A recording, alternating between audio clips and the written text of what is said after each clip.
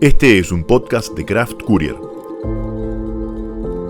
en el que Agustín Garetto y Milan Jedic analizamos semanalmente la política, la economía, la cultura, los temas internacionales y los hechos relevantes con una visión de conjunto, reflexiva, analizando tendencias, actores y teoría para entender mejor la realidad, priorizando la calidad de un análisis artesanal por sobre la velocidad y la cantidad. Hola Milan, ¿cómo estás? Hola Agustín, ¿qué tal? ¿Cómo estás vos? Y también saludamos a los que nos escuchan. Esperemos que estén todos bien, que sigan disfrutando de nuestro podcast, que cada vez tenemos más reproducciones y mejores comentarios de lo que estamos haciendo, así que estamos muy contentos con eso. No obstante, pedimos que si pueden seguirnos, si pueden recomendarlo, si pueden comentarle a sus colegas, amigos, parientes sobre el mismo, sería muy útil y nos ayudan en lo que estamos haciendo. Lo mismo que con nuestro Instagram, craft-courier, que nos sigan ahí, donde publicamos otras cosas más durante la semana, dos de las cuales vamos a comentar en este podcast, que fueron las elecciones en Rusia, que se dieron el fin de semana pasado. Y luego hicimos en la mitad de la semana una publicación sobre las Provincias Unidas del Sur. ¿Qué es eso, no? Bueno, lo vamos a hablar al final de este episodio. Y al comienzo, ahora, inmediatamente, nos vamos a dedicar al juego del Shenga. Un juego típico de la década del 90, que se hizo muy popular aquí en Argentina. Incluso hasta en la televisión, Gerardo Sofovich jugaba al Shenga. Como una idea de cómo actúa la política, ¿no? Como reflejo de la política argentina. En especial en estos 100 días de Milei, desde que comenzó su gobierno, en donde parece que la política argentina en general juega al Shenga. Justamente arrancamos este episodio con algo que extrañaba mucho particularmente, que es explicando un poco el título. Espero que nos acompañen en este recorrido, en este razonamiento, que supongo que intentará ir de lo más simple o simplificado a lo más complejo.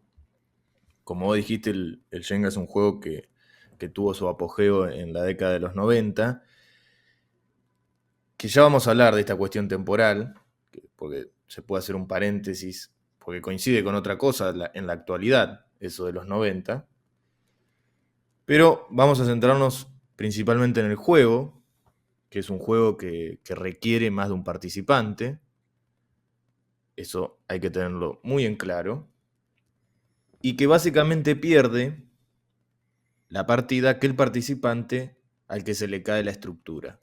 Es decir, es un juego que convive con la inestabilidad y el mejor jugador es quien la sortea. Como argentinos, como ciudadanos, como analistas, tenemos, y acá agrego la mala costumbre de ver la política como un juego del Shenga. Los políticos, y cuando uso esta palabra no quiero que se relacione como una categoría despectiva, es decir, como la casta, sino cuando hablo de los políticos en sí, ven, piensan y actúan bajo esta concepción de que la política argentina es un Shenga. Hay una tensión en todo momento respecto al tema de la inestabilidad. De hecho, y esto quiero hacer una aclaración, la mayoría de los grandes proyectos políticos argentinos que hubo en nuestra historia abogaron por el tema de la inestabilidad. Si uno se remonta a la historia y ve los grandes proyectos políticos de algunos políticos en sí, o intelectuales, va a ver que el tema de la inestabilidad está presente en todo momento y que se preguntan cómo evitarla, ¿no? Y me gustó lo que dijiste, que se necesitan dos para jugarlo, porque no solamente aquel que proponía o que propone una idea, una forma, un accionar político, es el que está jugando al Shenga, sino que los otros también les gusta y se montan sobre esa misma forma de hacer política, de confrontación, de grieta, como se dijo durante las últimas décadas, de antagonismo, como que el uno sin el otro no pueden existir, ¿no? Justamente, por eso la aclaración de esto de que el Shenga es más de un participante, ¿no? Y en la sociedad, claramente, cuando hablamos de la sociedad civil, ¿no? El episodio anterior, que se lo recomendamos, ahí tomamos el tema de que en la sociedad civil hay diferencias, ¿no? Y no hay un solo. De hecho, los proyectos de pensar una sociedad de uno, tanto habíamos puesto el ejemplo de una sociedad orgánica, que fueron en los casos de los totalitarismos, o en esa sociedad centralizada, única, perdón, en la idea de los proyectos populistas, fracasaron en Argentina y en todo el mundo. Y entonces, claramente en la sociedad no hay uno, y en el Shenga tampoco hay uno, y en la política no hay uno. Y es así, te guste o no te guste, es una ley, básicamente. Una partida de más de uno. Y es un aspecto curioso, que no es exclusivo de nosotros, una problemática que va en esta sintonía de los proyectos políticos, que es que no podemos crear instituciones estables. Uno cree que la inestabilidad es un fenómeno actual, es decir, que carece de historia. Pero cuando alejamos la lupa en este periodo y miramos la pintura completa, nos damos cuenta que es algo que nos atraviesa tanto la inestabilidad como la incapacidad de crear instituciones estables. Voy a hacer un recorrido histórico, pero no con la intención de hacer un análisis de historia, sino para graficar esto, desde la independencia nacional hasta la conformación del Estado-Nación, el Estado argentino, es decir, 1880, el país estuvo bajo un gran manto de inestabilidad y de guerras civiles que solo con recorrer calles en cualquier ciudad de la Argentina, uno se da cuenta, por las calles que están fechadas, con nombres de fechas. En 1880 ocurrieron varias cosas, como esto de por qué fue un punto de inflexión. Yo voy a enumerar solo dos.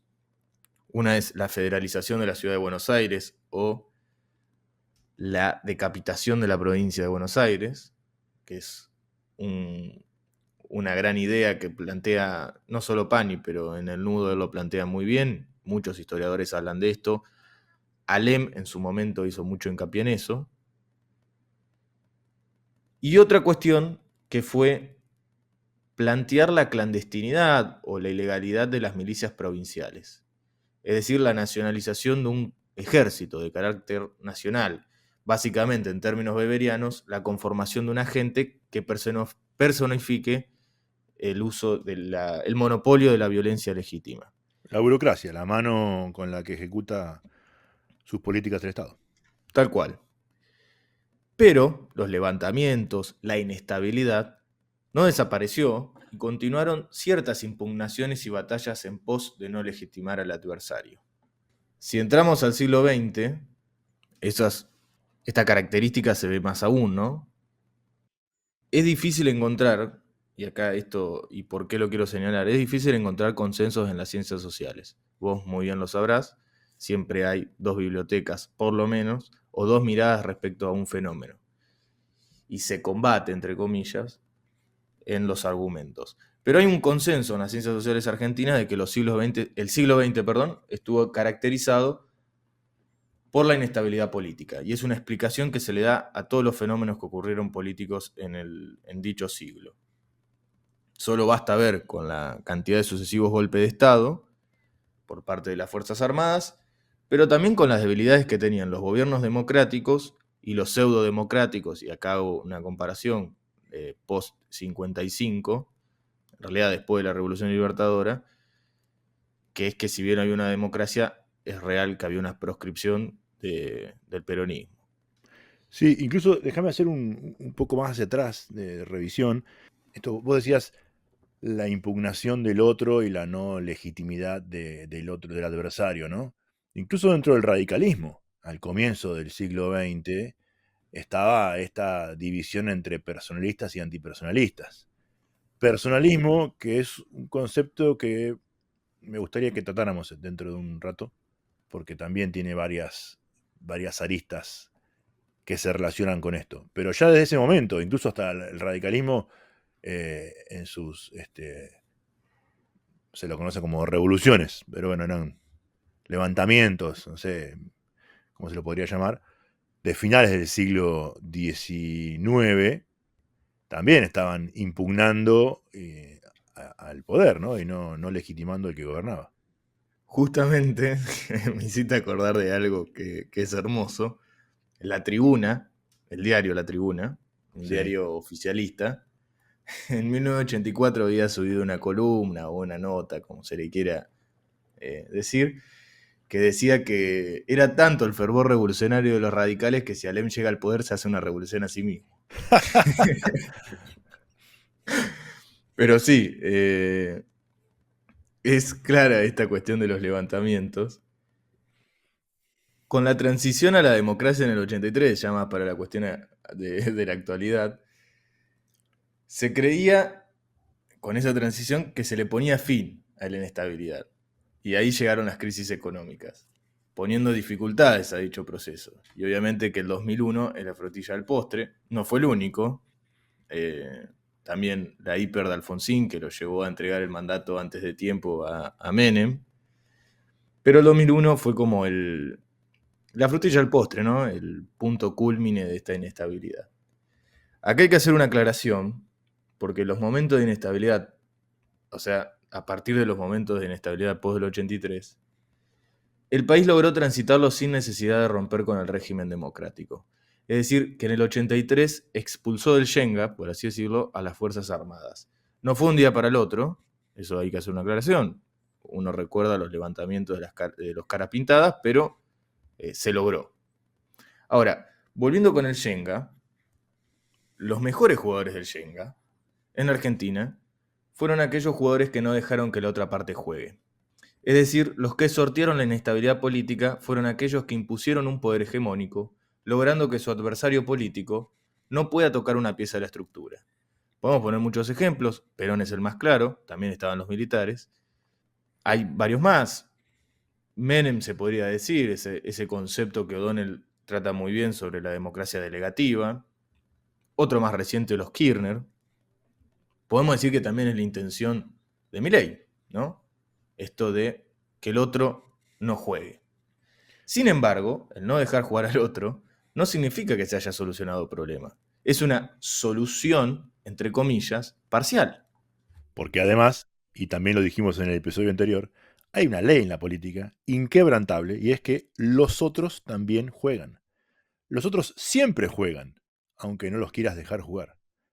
Podés evitarle que saquen alguna piecita por un tiempo, pero van a volver a jugar, seguro.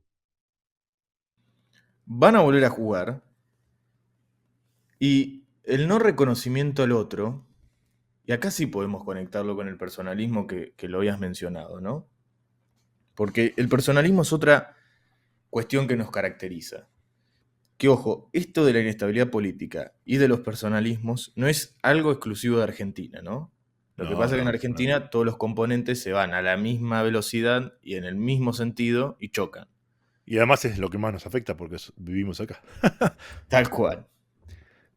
Todos los actores políticos se engloban en el personalismo. Tanto la cuestión de la inestabilidad, la cuestión del Shenga y esta del personalismo no es algo que caracterice solo a un actor de la política.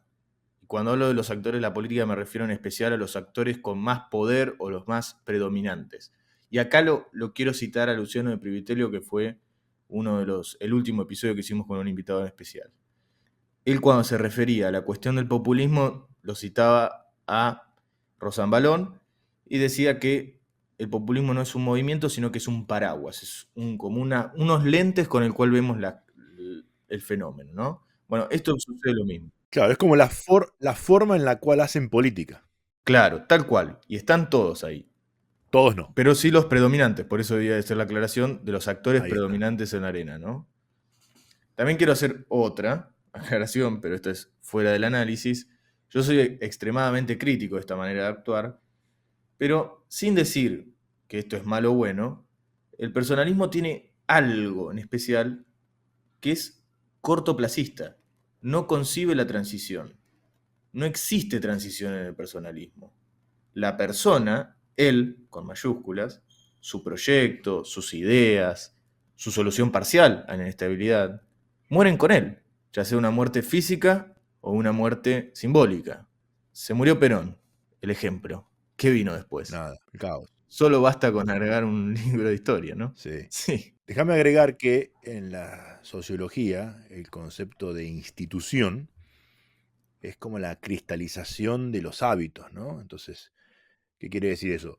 Que normas, comportamientos, procesos, conductas se cimentan y perduran en el tiempo. Eso es cuando algo se institucionaliza. Entonces, justamente una institución trasciende a las personas, porque son esos procesos, esos hábitos, esas costumbres, y el personalista quiere ser él, no algo que está por fuera de él. Por eso, justamente, el personalismo no logra, por su idiosincrasia, generar instituciones que perduren más allá de él. Y claro. Y esto es un paréntesis porque es muy gracioso, que hay un partido dentro de la arena política que se autopercibe como antipersonalista. Más allá que en su pasado, en la historia, haya tenido una rama o una vertiente que justamente se jactaba de llamarse antipersonalista, y me refiero a la UCR, los opositores a Hipólito Yrigoyen, pero lo son. Es claramente que lo son. Ni hablar la UCR de Hipólito Yrigoyen, pero uno podría decir lo mismo de las diferentes UCR de cuando alguien estaba en el poder, ¿no? Los alfonsinistas y después los que estaban más pegados de la Rúa, los de hoy, los que están con Lustó, los lutotistas, queda medio feo, pero es esa evolución radical, perdón. Sí, evolución radical. Tenés los que responden a ciertos gobernadores, los Valdés, el de Corrientes, los que responden a otros gobernadores, y van como encaminados detrás de una persona. Esto sucede en todas las partes del país, pero como soy de Santa Fe voy a traer este ejemplo. Santa Fe está llena de radicales, pero cuando uno le pregunta, bueno, este es radical, sí, es radical de X. Es como los apellidos en la mayoría de los países de Europa del Este, ¿no? De los eslavos en Rusia, que Sí. tienen el apellido del padre. Bueno, es el radical de tal padrino político, por así decirlo, ¿no? O de soldado. Porque claro, yo hoy digo personalismo y lo primero que se nos viene a la cabeza es el PJ, que claramente tiene una filosofía personalista, verticalista, y hasta el mismísimo Milei, pero en realidad abarca a todos. Y tiene este gran problema que se puede relacionar con el populismo, que justamente es el problema de la transición. Concentran tanto poder para sí y en sí, que cuando caen, ya sea por cualquier motivo, el golpe de Estado es el más extremo, pero puede ser por la muerte, y ya lo dijimos, ya sea simbólica o física, O pierde una elección. o pierde una elección, muere. Y mueren las instituciones que estableció. Después uno puede decir son buenas o malas, ¿no? La mayoría son malas. Pero hay un proceso de inestabilidad, hay un proceso de licuadora, si se quiere, ¿no? De arranca el motor de nuevo, arranca la revolución. Es un país, Argentina no fue vista de esta forma, porque obviamente la Revolución Francesa, y además porque sucedió en Europa, y las ciencias sociales allá se formaron mucho, está como esa mirada de la Francia revolucionaria que duró mucho en el tiempo. Argentina también tiene ese periodo. Los golpes de Estado todos se presentaban como revoluciones. Perón se representaba como una revolución y se jactaba de ser un revolucionario y que buscaba su pasado en la historia y decía yo soy el proyecto que alguna vez arrancó San Martín. Entonces, esa forma de ver es muy perjudicial, a mi entender, en esta cuestión porque hace juego con la inestabilidad. Cae Perón y ¿qué queda? Bueno, queda el caos. Y si bien la inestabilidad, Perón ya entró en un proceso de inestabilidad en su vuelta, que intentó contenerlo y no pudo, cuando él se murió, eso creció de una forma Exponencial. Correcto. exponencial.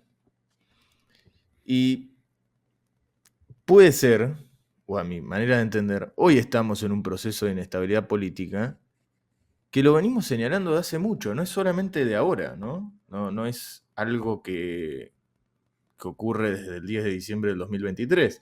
No, incluso en el gobierno anterior, y bueno, era Alberto Fernández el presidente, pero el gobierno anterior, me refiero al gobierno kirchnerista en general, ¿cuántas, ¿cuántos procesos de inestabilidad hubo?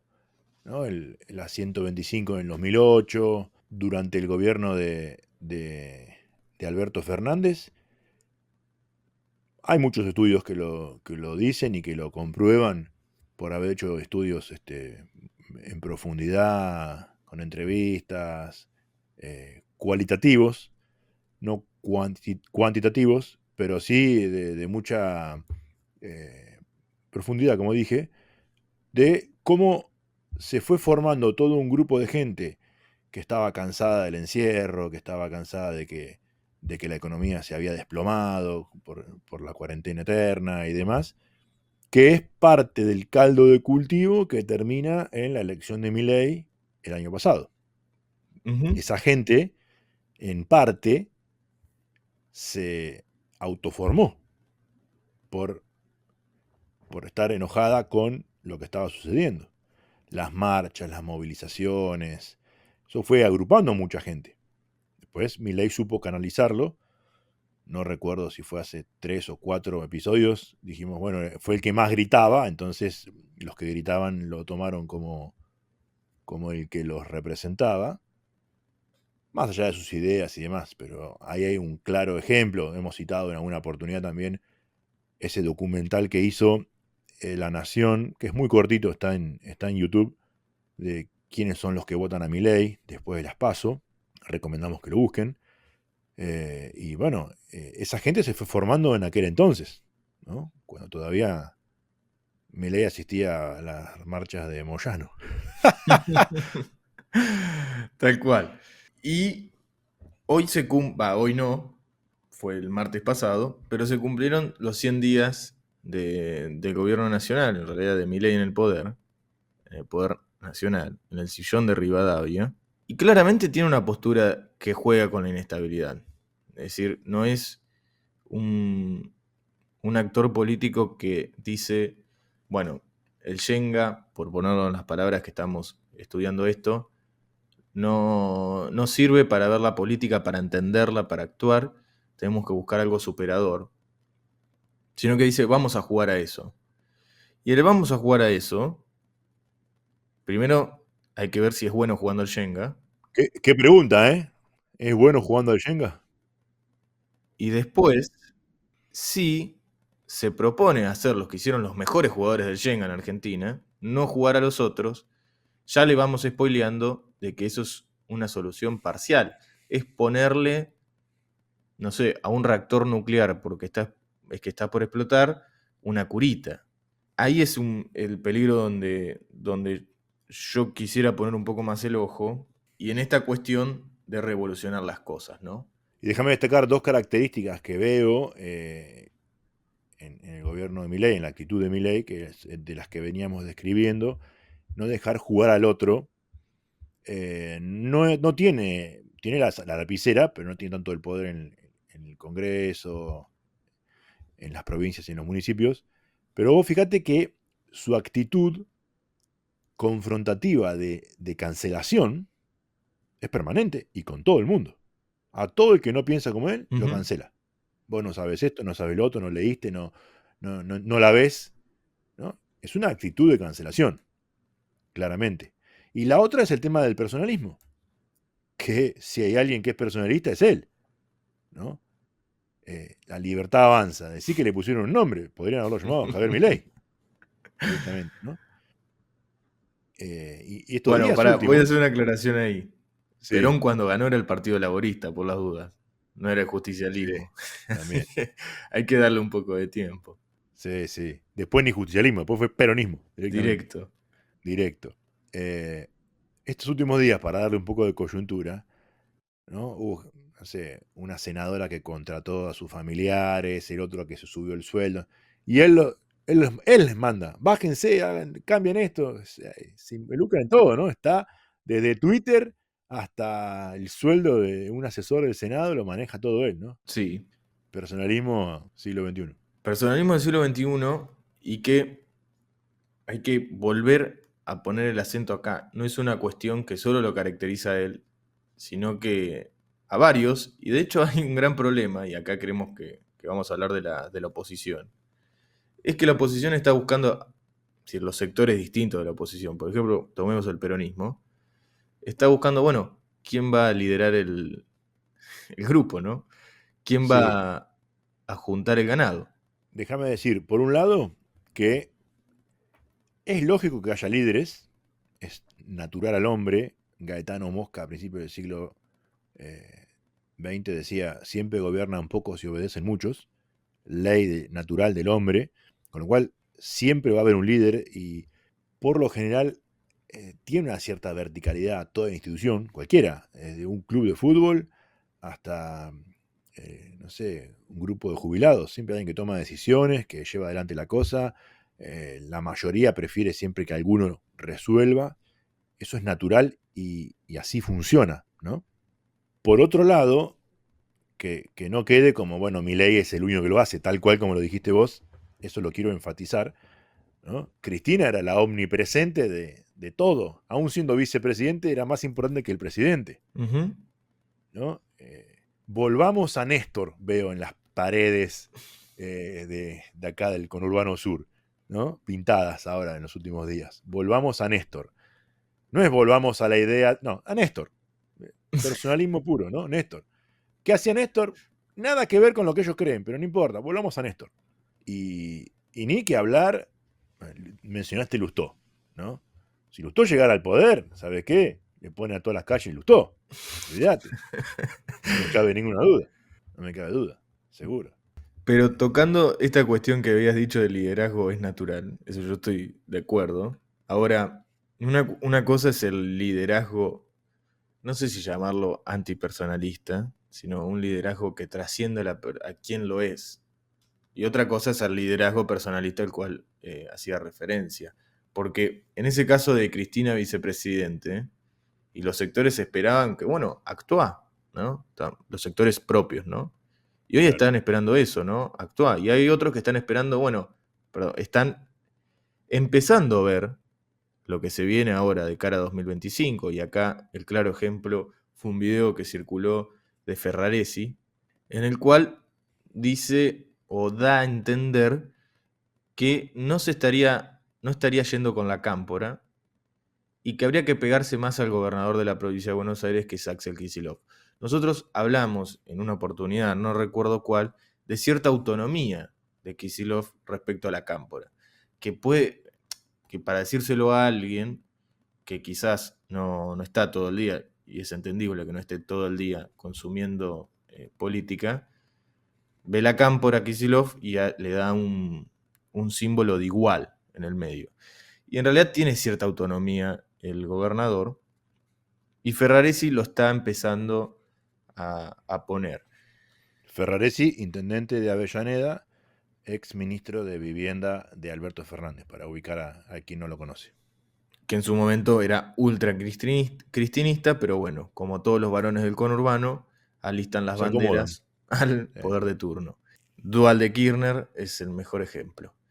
También sucede en la otra parte de la oposición no tan opositora. Vamos a ver en qué queda el PRO. Hablamos en el episodio anterior sobre la cuestión del PRO y las elecciones internas, en la cual hubo una boleta única y fue la de Macri. Hoy Macri es quien lidera el PRO a nivel institucional y a nivel formal, ¿no?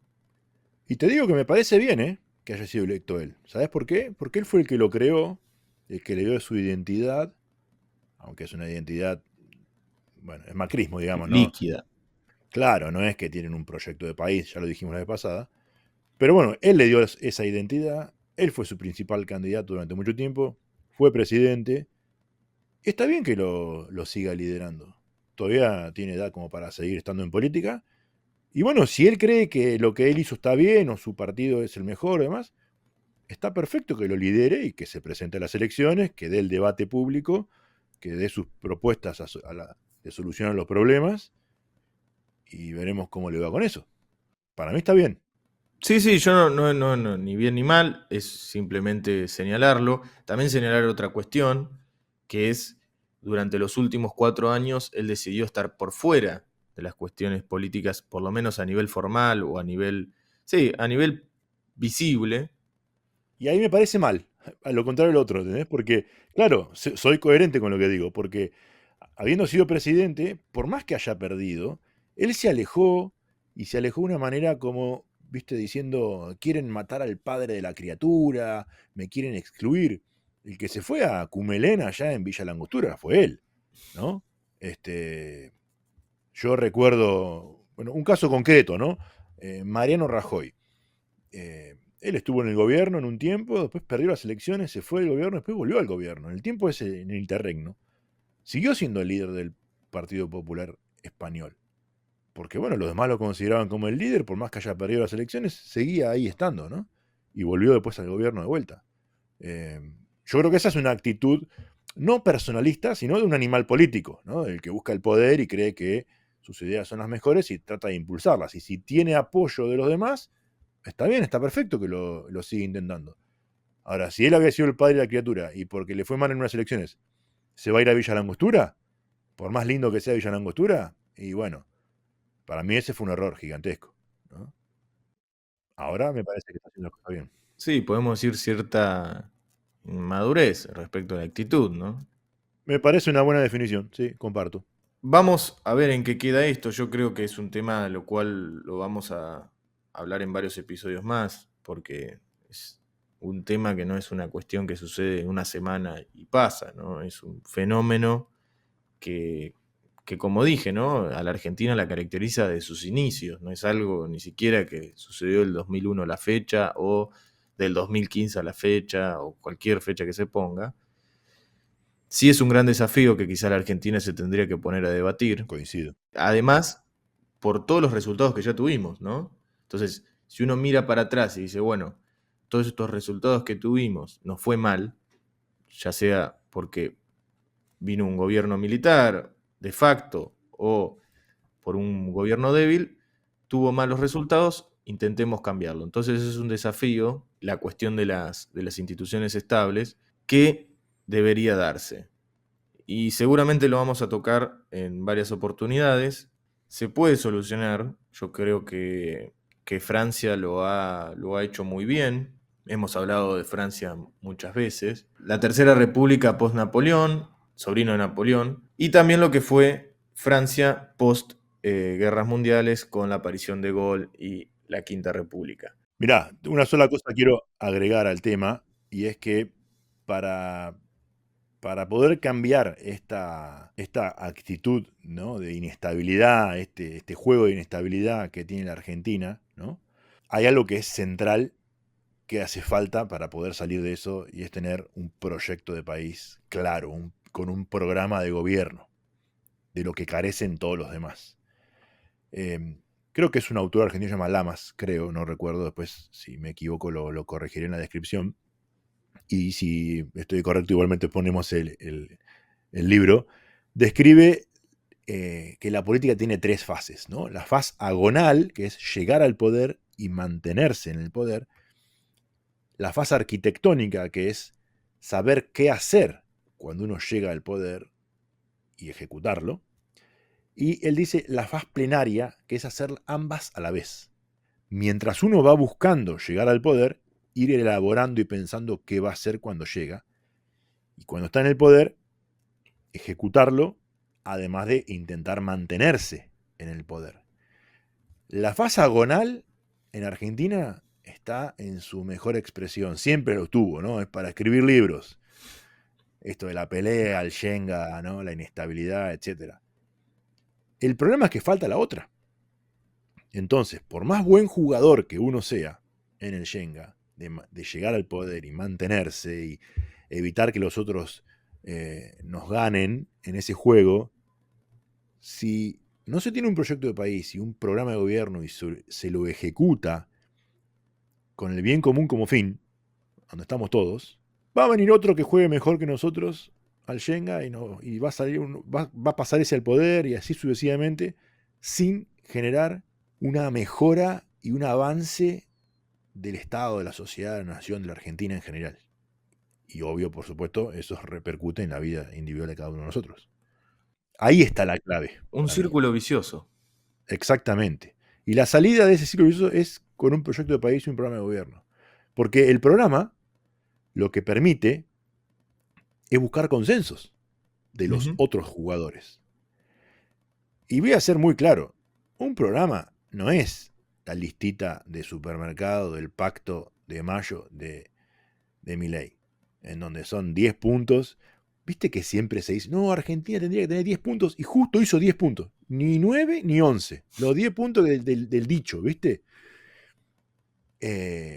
Donde no se toca educación, ni salud, Sí, etc. y además hay muchos que están garantizados en la Constitución Nacional, pero bueno. Además, pero bueno, viste, con cero profundidad. Eso no es un programa de gobierno. Un programa de gobierno es algo sumamente elaborado, profundo, que un partido presenta, el tercero presenta, el cuarto, todos los partidos presentan el suyo, el que llega al poder intenta desarrollarlo y acuerda con los otros qué tenían de común los diferentes programas. Va a haber cosas en común, seguro va a haber cosas en común. Y eso es lo que se ejecuta primero. Y después se trabaja sobre lo otro, y lo más probable es que haya cosas de los otros partidos, o grupos políticos, o lo que sea, que también esté bueno, y que uno no vio, y que pueda tomar. Y habrá cosas que no, y se votará, y el que gana la votación eh, decidirá sobre ese tema, y el que no ganó insistirá en la opinión pública para que su idea gane, y así avanzaremos. Si no, estamos siempre retrocediendo. Y para agregar un ejemplo en esa sintonía, yo sé que es un ejemplo muy extremo, creo que lo hemos mencionado en alguna circunstancia, no es una democracia excelente, eso hay que aclararlo, pero es la India. La India, con los 200 millones de problemas que tiene y que sabemos lo que es, ha logrado, en cierta manera, una especie de programa de gobierno en el cual los actores dijeron, bueno, empecemos a trabajar en las cosas que estamos en común. Y hoy la India tiene proyectos a largo plazo hasta 50 años. Y es algo que hay que poner el ojo ahí, ¿no? Obviamente, tiene un montón de problemas, y eso es cierto, pero si la India pudo, con los millones de habitantes que tiene, con los grandes problemas que tiene, a nivel De social, todo económico tipo, y de todo, pobreza, guerra, territoriales, étnicos, religiosos, y puede seguir sumando. ¿por qué no lo puede hacer Argentina? ¿Por qué no lo puede hacer Brasil? Brasil está en la misma situación o similar, tiene problemas resueltos, eso Brasil los tiene, pero también está jugando en esta lógica que también le ha sucedido en su historia. Ahora vamos a tocar temas más actuales. Antes de eso quería recordarles que nos sigan en Instagram, @craft_courier, que nos sigan en Spotify, que activen la campanita de Spotify que les avisa cuando largamos un nuevo episodio y que compartan este episodio y el podcast en general con sus conocidos. Y también, en caso de que les haya gustado algo o que no les haya gustado, hay un apartado debajo de cada episodio, en una caja, en la cual pueden poner qué les pareció y si les pareció algo bien o mal, señalarlo.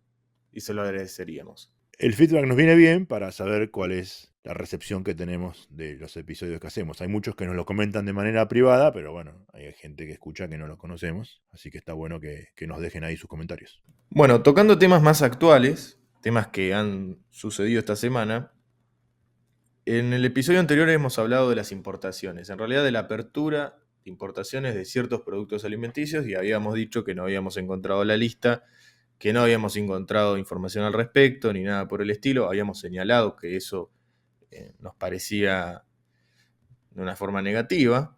Por suerte, a la Nación le sucede lo mismo, pero a diferencia de nosotros, ha obtenido respuestas y publicó, especial en Instagram, pero también a nivel web, la lista de los alimentos que van a ingresar.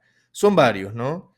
Tenés, por ejemplo, carnes y despojos comestibles de las especies bovina, porcina, ovina y de aves, que sea fresca, refrigerada, congelada, salada o en salmuera, seca, ahumada, pescados y crustáceos, moluscos, leche y productos lácteos, huevos de ave, gomas, resinas y demás jugos y extractos vegetales, miel, Interesante. hortalizas, plantas, raíces y tubérculos alimenticios, frutas y frutos comestibles, café, té, yerba mate, Yerba mate, como si no produjéramos. especias, cereales excepto para siembra, harina, malta, almidón y fécula, semillas y productos oleaginosos excepto para la siembra, grasas y aceite animales, vegetales o de origen microbiano, preparaciones alimenticias de carne, pescado, crustáceos, moluscos o demás invertebrados, azúcares y artículos de confitería. Otro producto que tampoco hacemos. Sí, el ingenio Ledesma debe estar preocupado. Cacao y sus preparaciones. Y después un montón más. Cerveza, agua, incluso saborizada, y bebidas no alcohólicas. Vinagre, medicamentos, shampoo, dentrífico, preparaciones para afeitar, desodorante, jabón de tocador, detergentes, desinfectantes, insecticidas y un montón de más que se puede ver en la publicación de La Nación. En general esos son los más llamativos, ¿no? Llamativos Ujú. porque hay varios que Argentina produce y de lo que se conocen como economías regionales, ¿no? Bueno, el gobierno aduce que eso lo hace para justamente que bajen los precios de esos productos. Pero bueno, hay que ver cuál va a ser la repercusión justamente en la economía regional, ¿no? ¿Cómo le impacta eso a la economía regional? Que digamos competirá con estos productos importados con una presión impositiva distinta. Correcto. Esto que voy a decir me parece que es importante porque siempre lo aclaro cuando se habla de tema de importaciones. Los productos importados son el techo del precio de los productos internos y el piso de la calidad. O sea, el precio importado ayuda a que el precio local no se vaya a las nubes, sino que le pone un techo e impide que la calidad decaiga cada vez más porque ante una baja en la calidad, la persona puede elegir comprar el producto que viene de afuera. Entonces, como techo y como piso, ayudan a tener un mejor mercado, mejores productos y servicios en el mercado. La cuestión es, bueno, cuán capacitada está la industria argentina para competir con eso, con ciertas desventajas, ¿no? Porque la carga impositiva, las cargas sociales, el costo laboral, etcétera, bueno, son distintos, ¿no? Ujú. Y la capacidad de tecnificación, la productividad, está súper estudiado en economía, ¿no? Cuanto una economía más se cierra, menos productiva es, cuanto peor económicamente le va, menos productiva es, y Argentina está en esa situación. Entonces, para equipararse con el exterior, hay que invertir. Y si hay algo que no hay hoy, es inversión. Y me atrevería a decir que no la va a haber por un tiempito. Hablamos en el episodio anterior que hay una gran capacidad instalada ociosa que se podría recuperar y que rápidamente generaría un crecimiento económico porque estamos cerca del 50%, un poquito por encima del 50% de la capacidad instalada funcionando, así que capacidad hay. Veremos cómo reacciona. Es algo a seguir. Me parece que es una medida a seguir. Y que además no es una cuestión de carácter filosófico, porque si hay un régimen proteccionista que se sigue manteniendo es el Tierra del Fuego. Y sobre filosofía, te diría que es una típica medida de un burócrata sentado en un escritorio decidiendo qué producto entra y qué producto no entra. Lo que tanto criticó Milei, ¿no? Es el típico, me imagino a un tipo sentado en el Ministerio de Economía, en el último piso, en una habitación sin ventana al exterior, en un escritorio de esos viejos, ¿viste? Típico del Estado, de lata, con el vidrio arriba, escribiendo miel, azúcar, no sé, tuvo una novia, ¿viste? En Tucumán y se peleó y dijo, vamos a dejar entrar azúcar para que se jodan los tucumanos. Porque no es una apertura irrestricta de todos los productos, No. es determinada. Vamos a ver en qué depara, supongo. Ya lo habíamos señalado que la Unión Industrial Argentina se había pronunciado en contra. Vamos a ver en qué continúa esto, porque es algo que va a impactar en la vida de todos los argentinos. Hay que hacer otra aclaración. También han circulado esta semana varios informes sobre el precio de productos en cualquier supermercado de la Argentina comparado a otros países del mundo, y que Argentina está muy equiparado a precios, llamémosle, del grupo del primer mundo, ¿no? Algunos incluso más caros. Algunos incluso más caros, sí. Hay algunos que son un poco más caros, otros un poco más baratos, pero después en el promedio, es decir, en el final, termina valiendo medianamente lo mismo. Pero claro, no tenemos los sueldos promedios que tiene Estados Unidos ni cualquier otro país del mundo, pero hay que esperar un par de años, 30 años, 50 años, que nos prometieron que lo vamos a lograr. Sí. Por lo general, eso termina generando algún tipo de recesión cuando los precios son demasiado altos.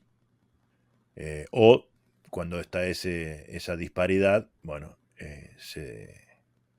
hay movimientos en el tipo de cambio. Son todos elementos a seguir. En los próximos meses va a haber cosas al respecto, tanto de política pública como del mercado mismo. Hay que seguirlo. Son todos elementos que hay que seguir en los próximos meses, que venimos ya mirando y algunos hemos comentado en episodios anteriores y vamos a seguir, por supuesto, en los próximos que vengan adelante sobre estos temas. Otro tema que ocurrió en esta semana, también ocurrió la semana pasada, producto de las lluvias, es el tema de las inundaciones que tanto azotó a gran parte de la provincia de Buenos Aires, a la ciudad de Buenos Aires también, en particular a la zona sur del conurbano bonaerense. Sí, también Entre Ríos sufrió parte de las inundaciones. Y acá la vez pasada habíamos hablado de que es un fenómeno que hasta los países más desarrollados complica, ¿no? Este nivel de agua toda junta, creo que ninguna obra puede solucionar eso, ¿no? Sí, claramente, desde el mantenimiento hasta obras troncales, pueden ayudar a que se solucione más rápido, que el impacto no sea tan duro, pero realmente creo que con el nivel de agua que cayó, es difícil. No creo que ninguna obra aguante. Yo te escuchaba a alguien que hablaba de Buenos Aires y el periodista decía, mire que Buenos Aires también se inundó, ¿eh? Bueno, decía, bueno. Y sí, es tanta la cantidad de agua. Y ahí tiene que ver el tema del cambio climático, ¿no? Bueno, ser un poco más conscientes con eso y tener en cuenta qué es lo que está sucediendo. Claramente, yo había escuchado que se le preguntó en una entrevista radial a un expertise en la materia, y decía justamente esta cuestión, que las obras por lo general no van a poder dar una respuesta a estas inclemencias climáticas, pero sí que era importante la cuestión de la concientización ciudadana respecto a la situación, ¿no? Y tratar de dar cierta respuesta. Claramente, cuando hay una administración pública que no da ningún tipo de respuestas, eso se empeora. Lo hemos, no con esta lluvia en particular, pero hay lugares donde llueven un par de gotas y se inunda. Sí. Y acá quiero traer justamente esta cuestión filosófica donde se supone que tiene que haber una administración pública que solucione estos problemas. Paréntesis. En muchas de las construcciones del Nordelta lo solucionó el sector empresarial, inmobiliario, demás. Pero en esta filosofía de que el Estado no tiene que existir, bueno, ¿qué vamos a hacer ante una eventual lluvia? Sí, en especial vos que sos de Santa Fe, con la mega inundación que tuvieron hace varias décadas atrás, si el Estado luego de eso no hubiera accionado, hubiera seguido pasando lo mismo. No te voy a decir que se solucionó el problema para siempre, pero claramente se controla hoy. Justamente. Y bueno, se espera siempre que haya una actitud activa por parte de los administradores del Estado. En consonancia con la cuestión, no sé si de enfrentamiento, podría ser, sí, no porque haya propuesto jueces para ocupar las vacantes, en realidad hay una vacante en la Corte Suprema, que es la de Elena Hayton de Nolasco, pero el otro ministro, Maqueda, debería jubilarse a fin de año y dejar su banca. Entonces quedarían dos vacantes en la Corte Suprema y el gobierno decidió, de una forma llamativa por el candidato en especial, proponer primero a un decano de la Facultad de Derecho de la Universidad Austral, Manuel García Mansilla, y llamativamente al juez federal Ariel Lijo, que para quienes no lo recuerdan, hoy uno googlea Ariel Lijo y va a ver 200 millones de columnas respecto de lo llamativo de este candidato, pero Ariel Lijo es una especie, para ponerlo así en palabras más coloquiales, es un famoso juez federal servicio a la Carta del Poder, una especie de Canicoba Corral, ¿no? Aquel Canicoba Corral en la época del menemismo. Y es llamativo que el gobierno nacional haya optado, cuando desde la retórica se supone cierto saneamiento de lo que se conoce como la casta corrupta que nos empobrece. Veremos en qué sigue esta situación. Obviamente que esto tiene que pasar por el Senado, tiene que llegar a 2/3 del Senado. Es un desafío bastante lindo, donde tiene un Senado que le votó el rechazo al DNU la semana pasada. Casi por 2/3 en contra. Casi por 2/3 en contra, entonces vamos a ver en qué queda esto. Algunos lo leen como un enfrentamiento directo contra la Corte Suprema. Yo en eso esperaría un poco, pero claramente sí estoy de acuerdo con la lectura que lo hemos señalado en algún momento del pelearse con todos a la vez. No solo que pelearse nos parece una actitud en cierta medida reprochable, sino que lo hace con todos a la vez. Y eso puede generarle un desgaste a nivel personal muy importante. Unos con los que se había peleado, de todos esos del montón, fueron noticia en estos últimos días, que son los gobernadores de las provincias patagónicas, y que hicimos un post en nuestro Instagram a mitad de semana, porque más allá de la pelea que tuvieron con Milei y que Ignacio Torres de Chubut había salido ahí muy violentamente a decir que iban a cortar el petróleo y demás, todo eso, ¿no? Mucho fuegos artificiales, pero lo cierto es que en la semana se juntaron, yo dije ahí en el post, en la ciudad patagónica de Buenos Aires, increíble, ¿no? Los Sí. patagónicos, para hacer un tratado patagónico, se juntan en Buenos Aires.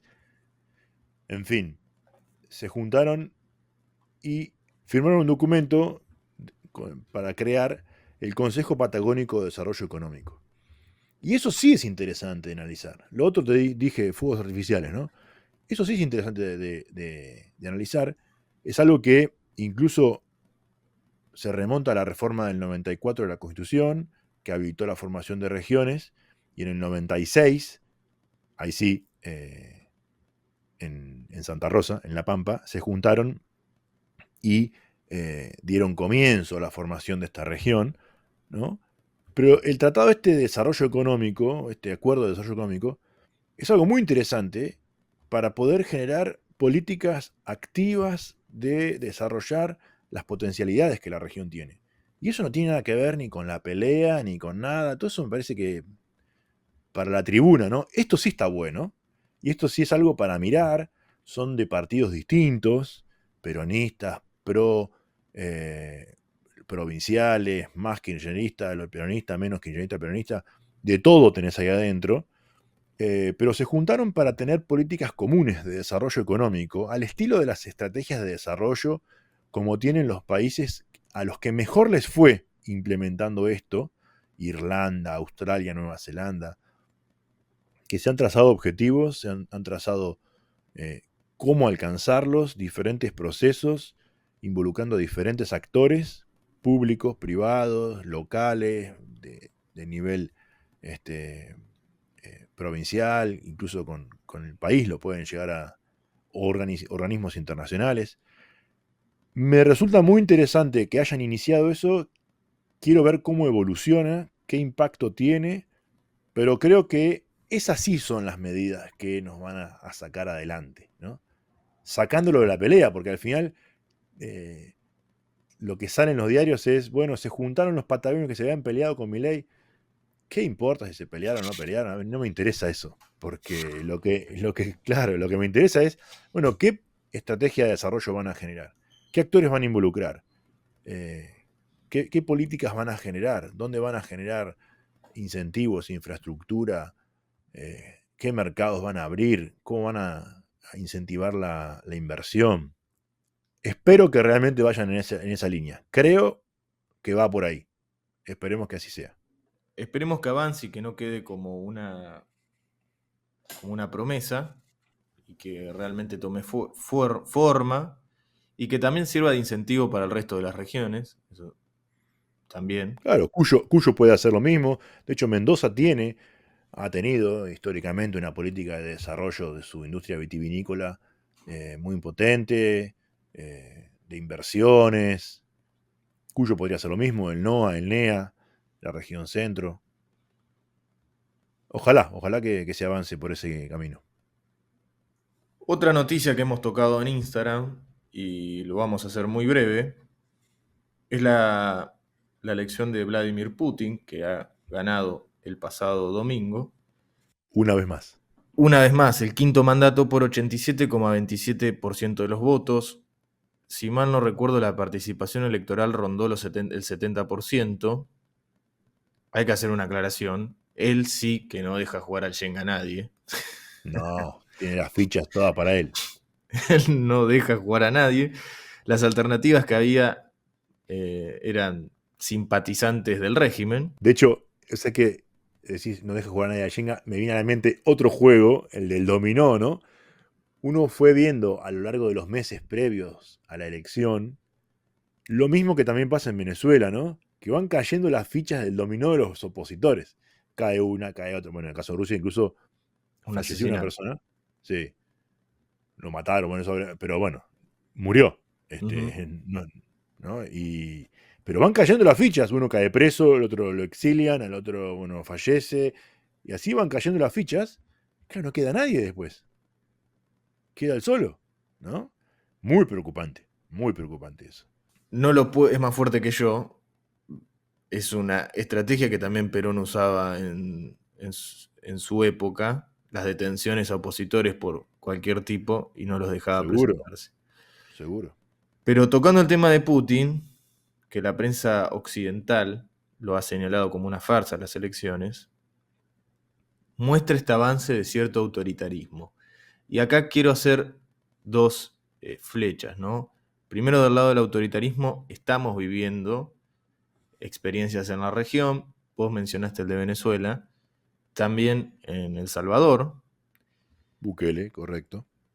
Pero también quería hacer otra línea sobre el avance del autoritarismo, que es esta idea que no es de ahora, ya lo estábamos viendo de hace bastante, no solamente nosotros, obviamente, que es el avance de los conflictos. Conflicto que tiene hoy Ucrania y Rusia, también el conflicto que hay en las fronteras con Israel, ¿no? Pero Sí. también amenazas de conflicto que ocurren en Corea del Norte respecto a Corea del Sur. Eso también está avanzando. De hecho, Kim Jong-un, quien es el dictador de Corea del Norte, se ha mostrado en una prueba de lanzamiento de misiles a una isla como una amenaza hacia Corea del Sur. Y bueno, hubo una pregunta que le hicieron a Putin en el momento de que él anuncia que fue ganador, el líder nacional de Rusia, donde dice, donde le preguntan respecto de unas declaraciones de Macron, y él señala como cierta amenaza de una posible tercera guerra mundial. No hay que tomárselo con liviandad, porque los conflictos están escalando. Esto no quiere decir que termine eventualmente en una tercera guerra mundial, pero es algo que mueve o que genera cierto temor en el plano global.